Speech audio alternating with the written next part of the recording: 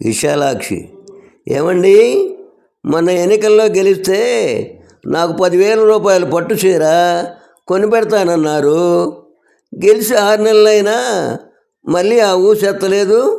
వెంకట్: రాజకీయ నాయకులు ఓట్ల కోసం ఎన్నో వాగ్దానాలు చేస్తారు, అవన్నీ తీరుస్తారా? ఎవరైనా ఇచ్చారా? పరశురాం: సార్, మా ఆవిడ కొన్ని రోజులుగా కనపడటం లేదు. బ్యాంకు ఉద్యోగి: ఇది బ్యాంక్ అయ్యా, పోలీస్ స్టేషన్ కాదు. పరశురాం మనసులో: దీని అమ్మ జీవితం, సంతోషంలో ఎక్కడికి వెళ్తున్నానో తెలియటం లేదు.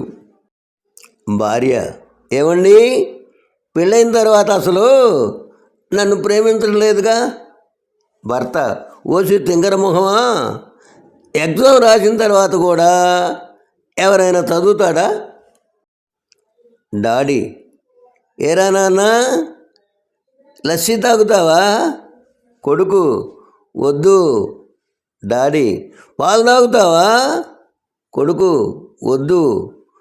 డాడీ: జ్యూస్ తాగుతావా? కొడుకు: వద్దు నాన్న. డాడీ: అచ్చం వాళ్ళమ్మ పోలికే, రక్తం తాగుతాడు యాదవ. అక్కడే ఉన్న వాళ్ళ అమ్మ అది విని తట్టుకోలేకపోయింది.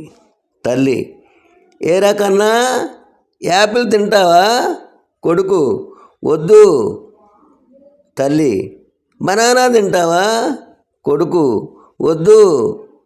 తల్లి: మ్యాంగో తింటావా? కొడుకు: వద్దమ్మా. తల్లి: అచ్చం వాళ్ళ నాన్న పోలికే, రోజు నా చేతిలో దెబ్బలు తింటాం.